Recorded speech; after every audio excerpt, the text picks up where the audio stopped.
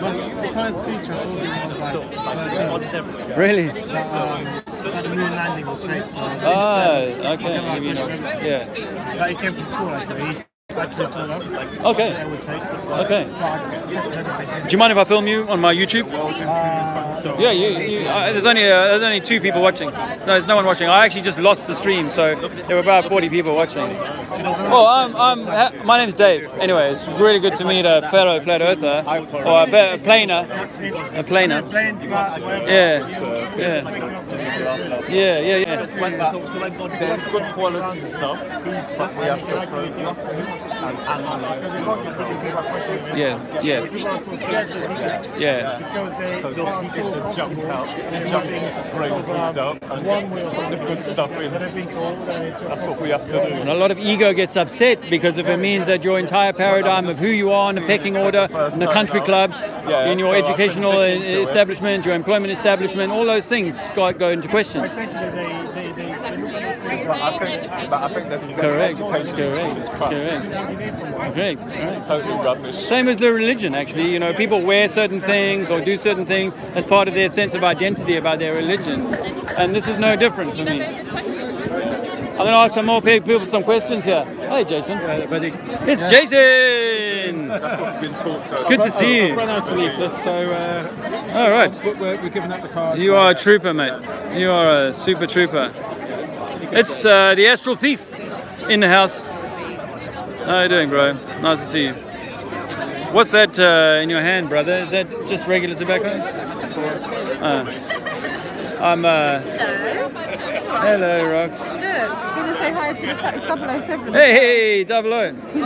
How are you, bro? Live on his channel just now as well. All right. That's 007. Speaker's Corner, but just not in body. He's here in this sense. Spirit. It's 007. Yeah. All right. Electronic spirit. He's just not here on the ground. I love it. I love it. He's sending you big love, man. Cheers. Big love. Cheers. Back at you, brother. Super impressed compared to what it was last year. We were getting heckled. Yeah. No. Screaming out. Yeah. Today is different. Today feels, I was here yesterday, you know, and it felt really nice. I mean, it wasn't anywhere near the numbers, but it felt really nice. People that were still mingling through were still up for a conversation. Yeah. Nice. But here's the thing, Rox, there may also be that we're getting better at managing the conversation, because that's the important thing. That's very important. Yeah.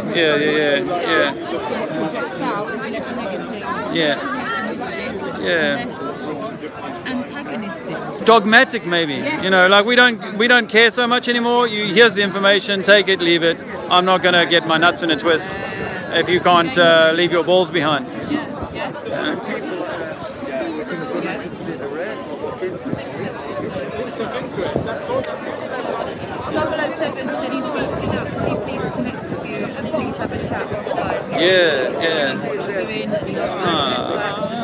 Alright, brother.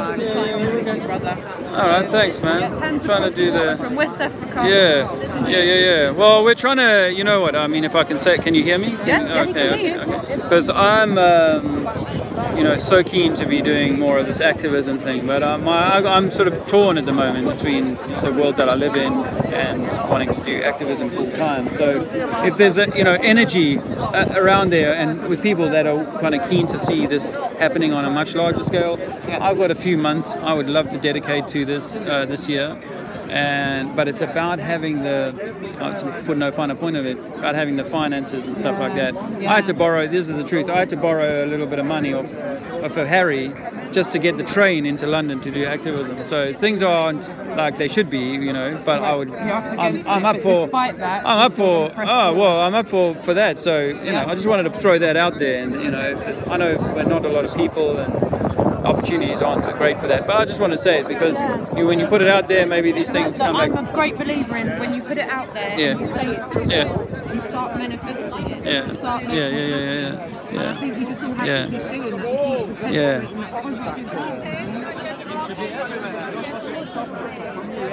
it. Not to argue, but to make you aware. Hey to everyone in the chat room. Shout out everyone that's taken the time to tune in today. Drew, FN, Iffy, it's been nearly 7 hours I've been here. You get tongue-tied after 6 hours. Drew, big love to you. Tapper 777, big love to you. I'm going to hold 00 here as well. Hi to you, Tapper, as well. And do you know what? Just for taking the time out, looking, making yourself aware, understand that this conversation is just as rife as it was 12 months ago. It's not gone anywhere. And the people of Speaker's Corner know that we're here. We're not going anywhere. Yeah, we're in a central location here this We've time. done what we set out to do, and that was to make sure that they know that this conversation wasn't a one-hit wonder. We won't just come in here going, it's flat, and then here today, gone tomorrow. It's never, the problem's not going to go away until social acceptance happens of people being able to question what we're taught as fact. We have to be able to question what we're taught in fact in public and have a civilised conversation so that we can start trying to reform the education system and everything else that goes along with it. Obviously decades, but that's where we're not just we're not twiddling our thumbs thinking of something to do because we're bored. You know, let's go out and tell everyone it's flat just for the sake of it. There is a purpose to this, and I think this is evidence of it. All of this interest that's going on the streets now is evidence of the human interaction coming out from behind the boards and going, no, this is okay to talk about. No one's going to laugh here. We're not seeing this all wearing enough places. We're all contributive members of society, but no, we've been taught a lot. We all know. We all know. Mwah! Big love to you all. Thank you, Roxanne. That's really my pleasure. And we're one today. The Globe Live, Harry, you, me, Jason. Oh gosh, so many people that were here last year. There's too many to mention. Those that have come here and been part of this conversation. Today's about you as well. This is a whole year that we can say is a landmark of coming to one particular place repeatedly, over and over and over again, when everyone's going, what's the point? Why bother? This is why we bother. All of these people that want to have the interaction, the silent majority, which we once upon a time were. Yeah. Not anymore. The head's well above the parapet nowadays. There's no going back, Sonny Jim. People are taking the conversation a little bit more seriously, I think. Yeah, and quite rightfully you got those angry ones. I've had some very angry ones this last week. But in the main, you're also getting a lot of people that are listening. And that's the game. I just had a guy that was listening now. Unfortunately, my feed broke, and so you didn't see him. At the end, we shook hands, and he was like, "Yeah, he's listening now. He's paying attention." He was sniggering at the start. Let me see if I can get a few people. Rox, thanks so much, John. We've got a bit of a trigger. All right, all right.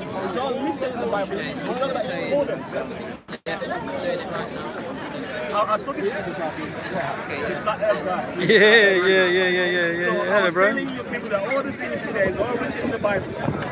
So the Bible cannot be fiction. When I was 12 years old, I told my preacher that the Bible is a flat earth book.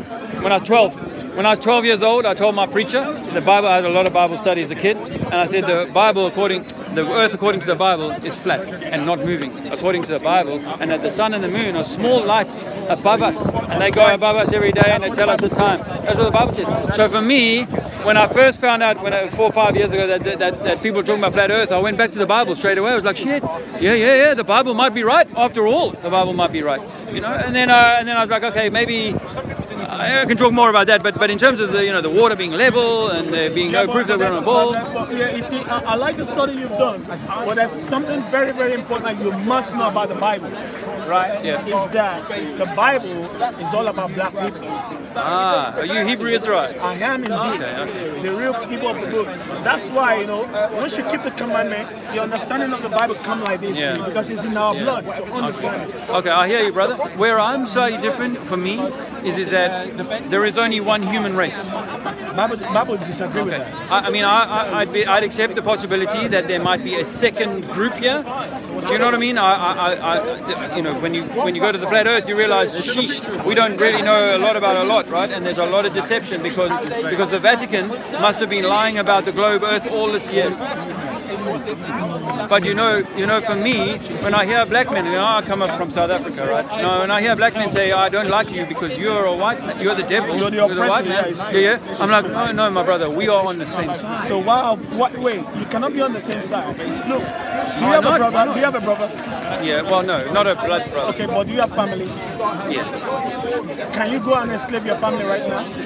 and put them in chains? No, well, there's a few kinds of enslavement. Hey, so because I'm a slave now, why? If I pay tax, do you pay tax? Okay, wait, but that's not my point. I think you changed my point now. My point is this: if somebody is your brother, you don't hurt them. If somebody is your brother, you don't steal from them. You don't rob them. Yes, my you don't brother. kill them. Yes. So I don't have right to kill you now, do I? So if a white man does that and is going to every continent and taking your land, it is natural for anybody to challenge them. Look, enough is enough. This is our land, right? You can't take it over. Okay. We're just telling a guy over there that the real Brits are actually black. Brit is in the Bible. Okay. So British is an invented word. Well, what if I was to offer you, saying Robert Mugabe as an example of a black man who kills or would put an army in place to control other black people? To kill his people, right? Okay. What would you say about that? Okay, fine. What did Hitler do? Hitler did what? He killed people. He did the same White thing. people. So what? If Mugabe is doing evil, that's just one man. If Hitler is doing evil, that's just one man. If a whole race is doing evil, that's not one man. But how do you know, like for example, if I was a black man and I joined Mugabe's army, and I'm one of 200,000 young black men who's in Mugabe's army, does that make me any less a brother to the other black men, or does that make me someone who's taken a job and maybe believe something about that group because they believe a different religion to me, or they look different from me, or they live over in that country over there? Okay. You see what I'm saying? So it's very easy to take any person, whether they be white, black, or I'm filming me, whether they be white, black, or any other color, they say, hey, I'm going to pay you $50, $100 to be an ISIS fighter. Every day you be an ISIS fighter for me, I'll pay you $100. So people go and do that. But that's not the case with white people. I understand your analogy. But again, white people didn't come militarized to West Coast of Africa, did they? No, they came with the Bible. They came with guns and cross on the one hand. So the analogy you're giving to me now, yes, you're right. But that's not the case when it came 400 years ago. That's not the case when they're still stealing natural resources now. That's not the case for somebody to go into another nation and own a large percentage of the land. That's not the case. So if it comes as a war, we will come against you. Or you came in a kind of very sneaky, very subtle, you be our friend, then you stab us in the back. So when you say me, you mean you think that... When I say you, I'm not saying as a person, as a race. Yeah, but that's why I have a problem with... See, that's why I have a problem with this Hebrew Israelite thing, because for me, it's a form of racism, brother. Yeah. You know why? Because it says... Where did racism come from? Well, racism is quite a new invention. No, it's not. It's never a new invention. The word may be new, but the characteristics, right? No. I think people live together, side by side. Actually, let me even tell you where racism comes from. Do you know the ancient Greek, right? Do you know the history of the ancient Greek? I don't trust the history anymore. No, I'm just saying, okay. I've heard some of that history, There were black and white people living side by side. There was no racism then. But when the white people took over, they started to subdue the people who looked like them. That's where racism was invented. So the racism is invented by white man. How could you be accusing me that I am racist when you invented it? You haven't even done anything to eradicate it. Because if you are the origin of the problem, you have to be the origin of the solution. So if you haven't solved yourself out, you can't be telling me that, oh, look at shit, your hand is full of shit. But what about your ass? It's full of shit too. So you have to clean your ass, then I will think about cleaning my hands. So if you don't get, look at even in this society, there are classes in this society. It's all based on race. In which country? This country. Who lives in ghetto? Go to name Zimbabwe. Any Zimbabwe. Yeah. Who live in ghetto? In South Africa. Who live in the rich suburbs in some? No, in South Africa. Who live in ghetto in South Africa? Black and white. Now it's white. Before it was all black. In fact, a large majority of people have to research every time. I have communication over this. Do you think that what's his name? Rodney King. What's his name? Not Rodney King. Martin Luther King. Do you think that Martin Luther King was a man for the people, the black people, or was he a sellout? Okay, well, we're on the same. What about Nelson Mandela? What about Nelson Mandela? Mandela too was a sellout. Now, what if I was to tell you that I think Tony Blair is a sellout, and that and Churchill was a sellout? You see, and these people do not represent me. You see, in the same way that Nelson Mandela doesn't represent you, nor does he represent me, nor too does the politicians of this country, nor the wealthy business interests of this country represent me. Would it be the case that if I needed a job and I had to go and get a job, and the job that was going to pay me £20,000 a year or £30,000 a year was a job working for one of these companies that was in Africa or had over the last 400 years enslaved people and profited on people, the chances are I might do that. Or like I used to work for the local government in the country where the government of the country has enslaved other people. So let's not make the mistake. This is the mistake that let me finish, because we can't go on for too long. Let me finish to say that we are one brotherhood. And you mentioned Tony Blair, right? Yeah. You mentioned Tony Blair, right? Yeah. Look, it is very sweet in your mouth to say that, oh, Tony Blair doesn't represent me, because you're already at the top. Because whether Tony Blair represents you or not, it's not going to pinch your pocket, because you are already at the top. I don't care if Tony, but you wait when we get to the top. I'm not going to be able to represent anybody if I am the chief of all people. There will be some people who will not like me, no matter good things I do. So whether Tony Blair do good or not, it doesn't affect you as a people. You don't live in ghetto. Despite the fact that it's not there to favor you directly, but you're not living in the ghetto. Ghetto, do you know what ghetto means? Once again, do you know what ghetto means? The word ghetto means where the Jews dwell. Go and look at the etymology of the word ghetto. It means where the Jews dwell.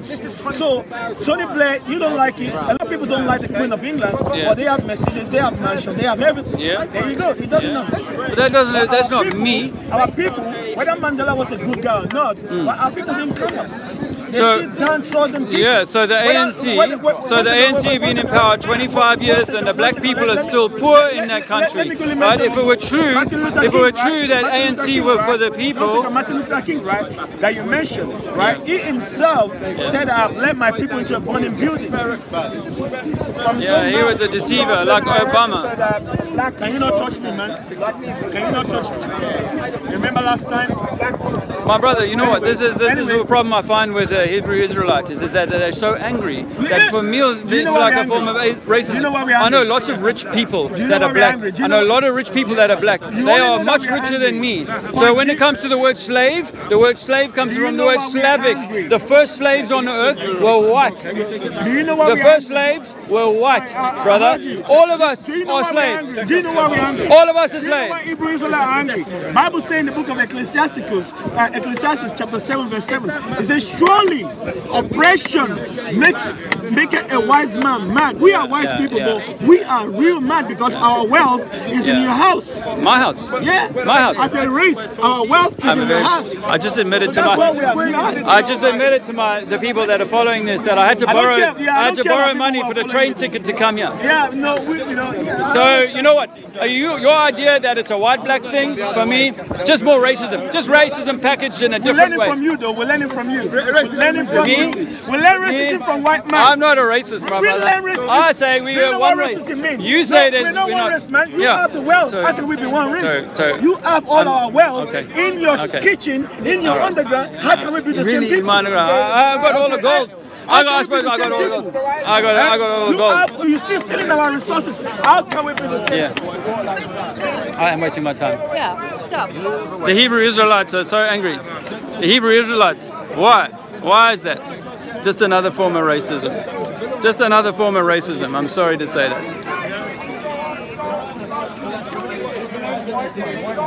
Yeah, I know. That's why I've had that before. The white devil. The white devil is the problem, you know. I'm the problem. I was born in England but brought up in South Africa. South Africa? Oh my God, that's the thing. We know all about black and white problems, you know. But you are not to be blamed, but your ancestor has to be blamed a little bit. Well, not, I mean, my ancestor was lied to. My ancestor was duped.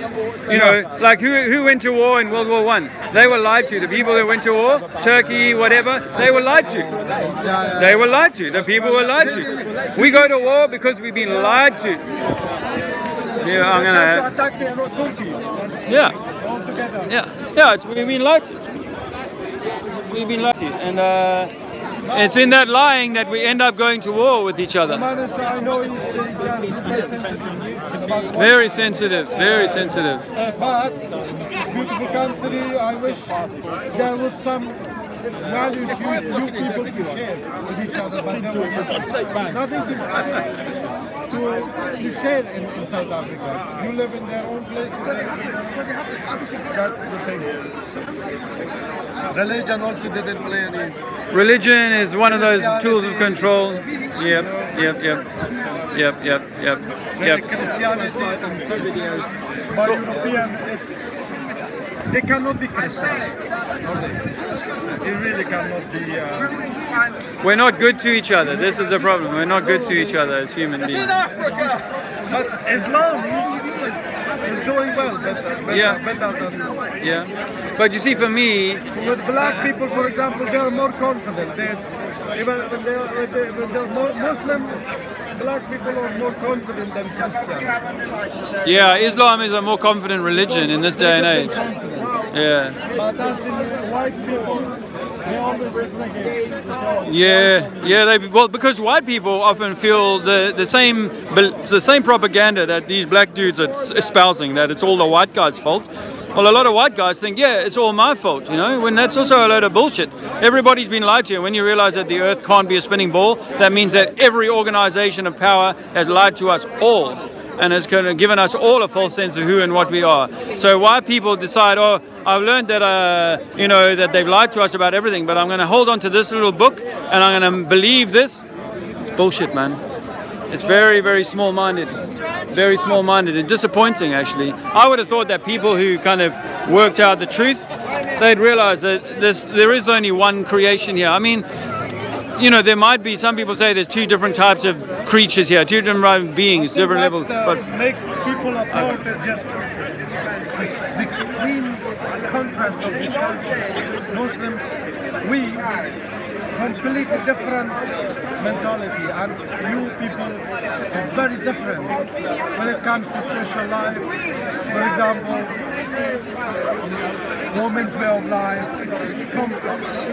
I don't know. We cannot connect to this. Yeah. It's interesting, isn't it? For example, they accuse us to say, you know, women rights, but I think our women are much, you know, safer. I don't agree with all the all the clothing, all the thing. I don't agree with that. But I'm saying that aside from that, in practical, the contrast of this culture. Yeah. Makes it very, some Africans they cannot be like white people. You know, but here they don't have choice. Because of religion, I think they have to, you know, intermingle. Yeah. They really cannot be like them. Well, I think that this system has been created to create a lot of chaos, and from that chaos they can stay in control, and that's really what that is. But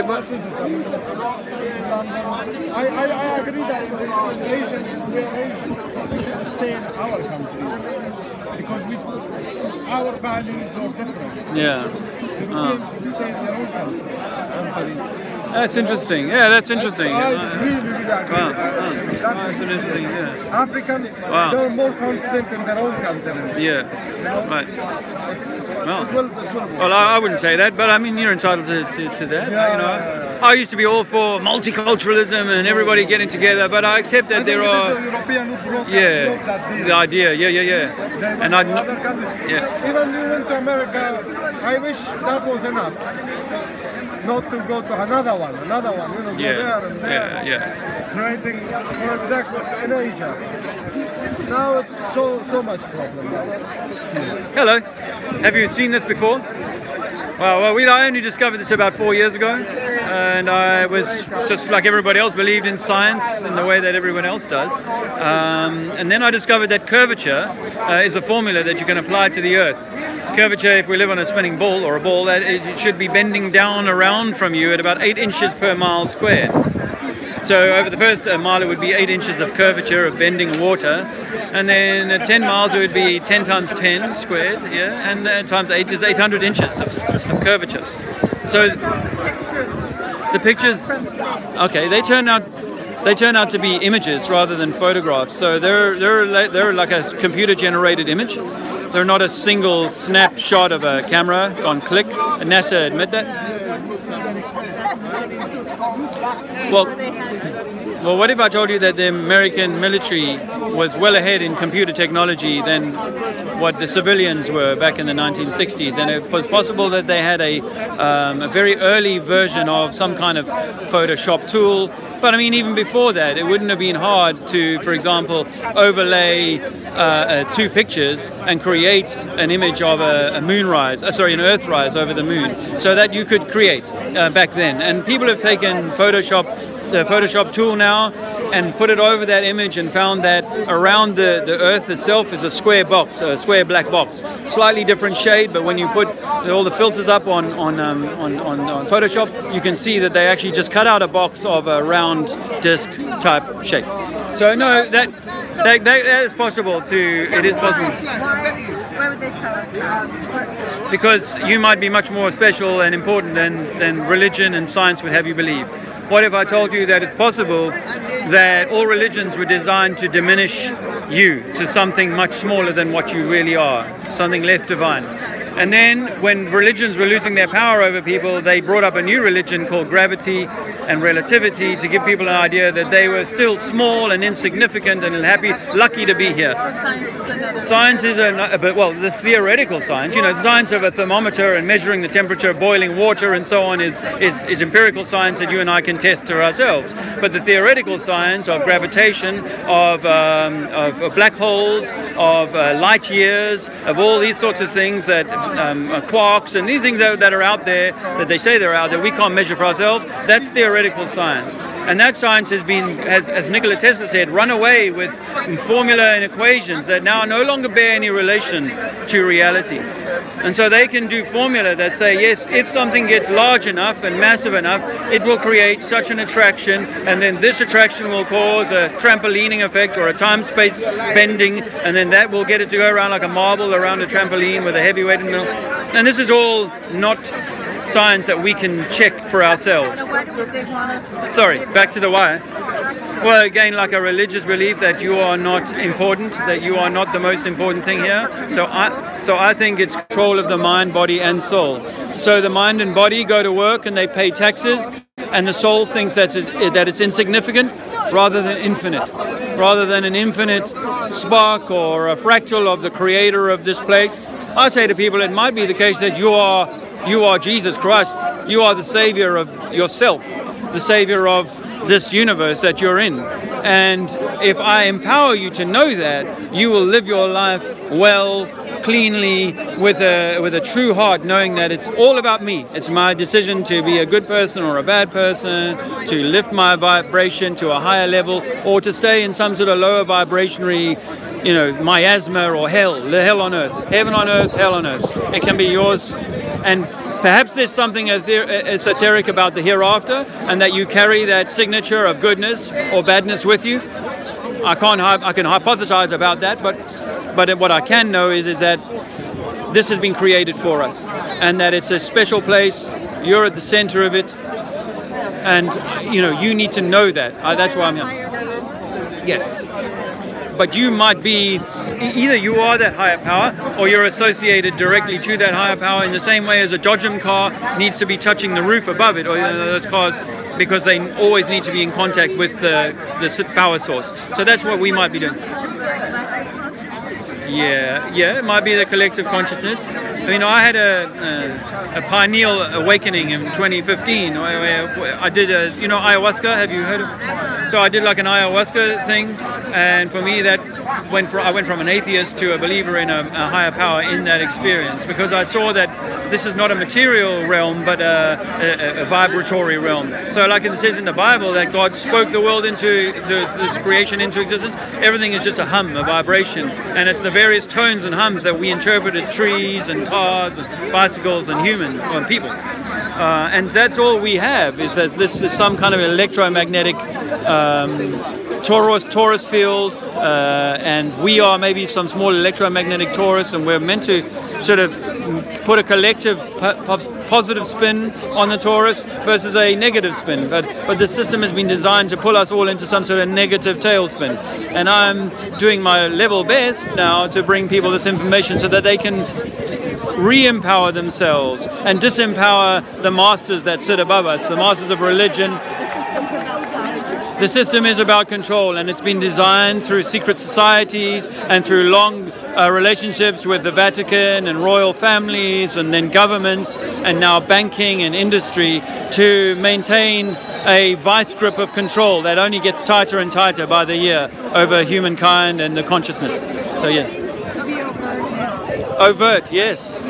Yes, it's becoming so obvious that a lot of people are going, sheepers, I can see this. Now why? What's the... When Trump was elected, Yeah. and it was billionaires in all the cabinet positions that have spent their whole lives working to destroy the agency they're now controlling. And I thought that means they have absolute control and they don't have to hide it anymore because it's Absolutely, that makes sense. I mean, that's what the JFK thing was. It was like, look what we can do. We can kill, assuming he was killed, we can kill this president, this one who's going to do so much good, and humanity can do nothing about it. And in fact, we'll have so many questions about his death that humanity will be weakened by the knowledge that we can't even get an investigation into the most famous assassination in human history, in our modern history. So what they're trying to tell people is that you're powerless. We can do whatever we like. I also think they're trying to do that because they need humanity to wake up. That we have been in the doldrums. We have been in a Sodom and Gomorrah cycle for a very long time, and perhaps we're meant to lift ourselves out of that. But the only way we will do that is if they slowly eke out the truth that sheep is. The governments are coordinating false flag attacks. They're behind, most of the systems of control and the poison of the world that we live in, and why Palestine will always be a thorn in the side, and why Islam is designed to rub up against Christianity and all of these things. Why? Because they want people to be in a state of fear, state of perpetual chaos. But I think possibly what we've got with the internet is the power to learn more about who and what we truly are, and perhaps use that power to slowly turn humanity back to something far more beautiful, something far more heart-centered. I'm very optimistic. I'm very optimistic. I mean, it might take more than my lifetime, to see this happen, but I feel like an evangelist. I never bought into religion, but I've seen religious evangelists all my life and wondered how they could be so passionate about what they do. And now I've found something that I'm extremely passionate about, and that is that humankind it deserves to know the truth about who and what we really are, and why we're here, and what we can do about it. Not particularly. I mean, people talk about the flat earth movement as such, but we think that that's a fairly controlled kind of movement, and for me, the flat earth is just the board that we play on. The game is played on a flat earth. This reality is played out on a flat earth. What else do we need to know is where I'm at, is I'm trying to sort of go beyond that. People are encouraged to stay sort of trapped in the flat earth conversation, and we could spend the next 20 years standing here arguing with people who want to continue to believe in their religious belief in whatever that is. That's not my journey. I'm sure my journey is to kind of move on and say, hey, we have to, like Dorothy on the yellow brick road, don't be tempted to stop in one of these camps and stay there for the rest of your time. Keep searching on within or without to find the truth about who and what you are. Where are you from? Oregon. And your name? Suzanne. I was in Oregon in 1988, in Eugene. And is it Ashland? Ashland, no? Yeah, I spent a couple of nights there. Funny time, but nice. I'm a South African, British-born South African living in London for the last 25 years. I don't have a website, but I have a. But yeah, I mean, if you're looking into this, you could go and look at a documentary called "A Funny Thing Happened on the Way to the Moon," by an American guy called Bart Chabrel. And then and that really looks at footage that we don't normally we never get seen on the National Geographic channels. Footage of Buzz Aldrin and the guys, it's definitely them, and they're doing things that to show that they're actually faking it. And then there's a really useful one called 200 Proofs, Earth's Not a Ball, done by a guy who thinks that I'm a government spy. His name's Eric Duvay. And you know, you watch those, and you know, it's not rock solid, but once you've been through all 200, you go, shit, there's so many questions there that I cannot answer for myself. Too many things that I've never really put together in a single afternoon of thought. To go, yeah, there's so many questions we can't answer about how a ball might really work. And once you get past that, and you get past the anger of, oh my Lord, we've been sent to wars on lies, you know, our finance system is killing us financially on purpose, you know, the suicide rates, teenagers hating themselves, all of these things. I thought that it's just all boils down to a buck. A buck? A buck. A buck is... I mean, that's capitalism, just one buck. It's all about profit. Everything's about profit. They're making money hand over fist, creating conflict in the Middle East. You know, we're the arms dealer of the world. They're making so much money by us being sick, by us having war, by, you know, Yeah. This is about. Well, the war, the money thing, I used to think as well, and the oil thing. But money is a great tool. It's only a tool of the game. It's not the game itself. So money, because you can print money down at the printer, at the photocopier nowadays. You know, it's not backbuckled. It's not got to be dug out the ground. So they can print as much money as they like. They use the control of the flow of money to keep people under pressure. They use the control of the flow of money to make people willing to go and sell arms that are going to kill children. To sell someone a second-hand car that's maybe not going to run very well, but they want the commission on that sale. You know, so that's the nature of how money is used as a tool or a weapon to get us to hate, to control, to fight one another, to stand on each other's back. You know, even your so that's what I think of is money is just one of those weapons. The same as religion is one of those weapons to diminish and minimize people. So money and the poverty and the wealth and so on. These are tools that are used to diminish the soul of the creator, because the creator shouldn't be concerned so much with these sort of things, but we're forced to be concerned in the same way as they make you worry about, are we going to run out of clean water? Sorry, are we going to run out of clean air? Are we going to run out of coal, oil, all these sorts of things, when in fact the earth is meant to provide us with these things in total abundance, and we should be free for us to use. We've got 3 reports in a row saying we have like 10 or 12 years to drastically change what we do before it's all going to end. Human extinction. We've got to hear the movement started here. The extinction movement. And again, that's just got people's minds all caught up in propaganda and fighting against each other. And just like, say, veganism gets people to kind of fight against anyone. You're terrible for eating animals. What a bad person. Well, the same as this. You know, you got to stop driving a car. You got to stop going on holiday. You got to stop doing anything that's going to create a carbon footprint. Why? Because the Earth is going to die in 10 years. So you're the responsible for the Earth dying in 10 years' time. And this is just, again, more mind control, scaremongering and propaganda to keep people under control. So that's so it's beautiful. Ultimately, once you get past they're trying to keep me in fear, it's actually beautiful, because keep you in fear? It's not about a buck, and why? Well, because if I keep you busy, killing your friends, standing on your friends, if I keep you busy scrabbling to pay your bills, you've got to take 3 jobs in America. A lot of people take 3 jobs. I got 3 jobs, man. And that's, I mean, I'm joking, but that's a very serious and unfortunate thing.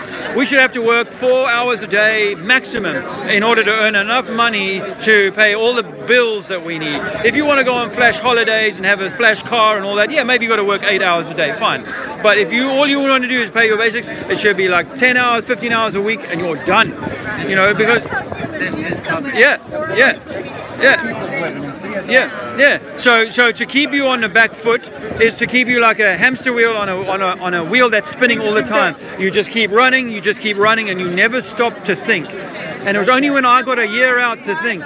Why? Because because in your essence is a soul, and that soul is being crushed by this system and destroyed by this. You and all of us collectively, no one's out of this, right? We're all in this, and our collective souls are being damaged by poisonous information, poison in our food supply, poison in our vaccines, to keep us from ever realizing our true divinity. So, but why do they want us to realize because you are, well, it's not about money. Okay, I've got two answers for that. One is that because you are the Most High Creator, you are Jesus Christ, if you like, to put it bluntly, but they don't want you to know that. That's the one. The other is they wanted to create a system of hardship so that you would always have to come here and fight and either give up or fight and become something better. So you can either see this as a challenge to make you better, or you can see it as a cruel system that is just simply designed to keep you in a hamster cage and so on. So you can take the defeatist, oh, it's all woe is me, or they just want to poison us with the vaccines and the chemtrails and all these sorts of things and the terrible politics and the wars and the money and so on. Or you can say, this is my challenge. I've been given a challenge, and actually because I'm the creator, I can make it out of the hamster wheel if I truly want and get to a free place on the top of the mountain, and that when my spirit dies or when my body dies, my spirit will soar like a Pegasus rising, or a thing. What rises from the fire? The phoenix. Sorry, rising from the fire. Rather than the slave with your head against the cold face. Your back, your neck stooped, miserable as heck. What does that mean for that person when they leave versus the person who's on the mountaintop going, here I am, take me, I'm ready to go. It's a beautiful thing. So that's my thing. Sean. Tomorrow, right? Yeah. Okay, so all right. Nice to see you, man. Thanks. It's Sean Watkins. Lovely to meet you. Yeah, well, it's the most beautiful thing, and I want for you to know that it's a beautiful thing, and for you can have it all. Lovely to meet you. Have a good trip back to Oregon. We gonna go? Yes, Daddy. Can we go now? Yeah. It's getting a little chilly. Guys, I'm gonna go because I've had a good day, and it's time. My baby's getting cold. Oh, turn it around. I wasn't. Sorry, I can't really see that. Hey, lifting the lid. How you doing, buddy? Robin. Nice to see you, Robin. So yeah, thanks for stopping by. What else can I read? Can you read any of those, honey? Let's have a look. Rambo Jambo. Rambo Jambo. Hey, thanks, And Rambo. Drew. Yeah. Drew. Just below Drew. This is not the way Lifting we're a lid. intended to live here. No, Brother Drew, yeah. I've been inspiring Drew over in New York a little bit the last few days. Lifting the lid. Rambo Jambo. Tapper 777. Hello, mate. Lifting the lid again. Flat Earth Dude. Hey, Flat Earth Dude. How are you doing? So, yeah, it's really nice of you to Marilyn come. Wisby. Hey, Marilyn. How's Marilyn doing? And who else have we got? Drew again. You guys have been chatting. Dave Smith. Hey, Dave. Roxanne. Thanks for coming in. Oh, Roxanne. Anyway, I'm really grateful for you all stopping by. We got to go. Alexander wants us to go. I need to go. I'll see you soon. Thanks very much for Super Day.